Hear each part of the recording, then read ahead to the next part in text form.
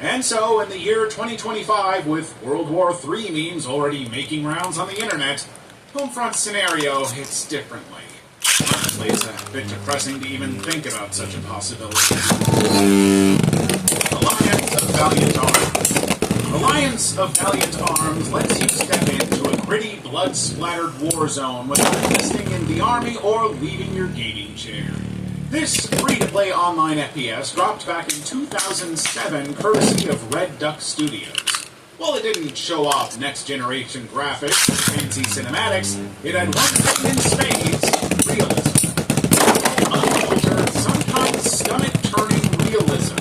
Headshots in the game were incredibly brutal and graphic, with people's heads and limbs flying off on direct hits. It wanted you to feel the chaos of a battlefield, and honestly, pulled that off a little too well. ABA rewarded strategy, aim, and a little bit of some of the maps were insane.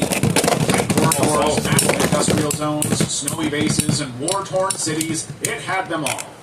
And then there were the weapons. Not only was there a massive selection of guns, but they were customizable down to the screws. Some people spent more time in the weapon mod screen than they did playing matches. That's how deep it went.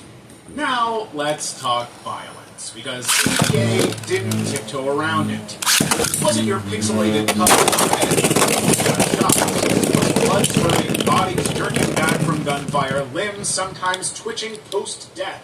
There were screams, agonizing death sounds, even bits of gore that lingered a little too long on screen. And that realism, well, it ended up being the game's greatest strength and its biggest controversy. It came at a price, and in China, that price was straight-up banishment. ABA got completely banned because the Chinese government decided it was just too much. They weren't necessarily wrong. Even seasoned FBF players were sometimes taken aback by how brutal the game felt.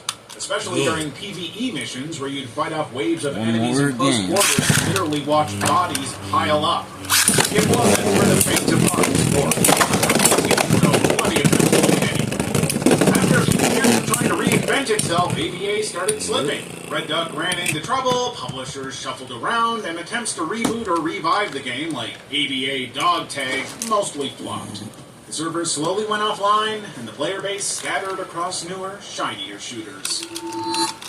Blaze Blue Continuum Shift. If you think anime fighters are all innocent fun, think again.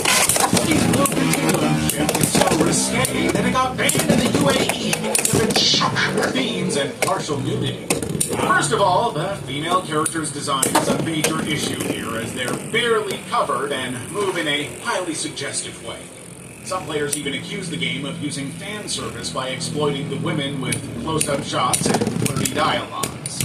You might think critics are reaching, but none of this contributes to the female character's arcs. It feels gratuitous.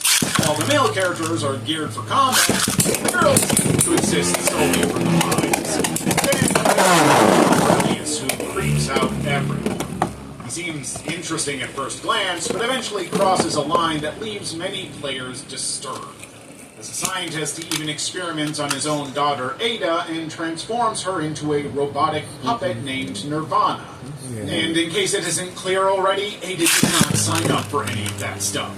You certainly won't find Relius on the world's best dad mugs. After Nirvana is essentially reduced to a weapon, her brother Carl later uses her in one of his fights, because apparently that's the only thing she can do now. Once the game came out, some countries had a massive issue with its 3DS cover. The original cover art features a female character revealing more than what was needed. So in the US version, they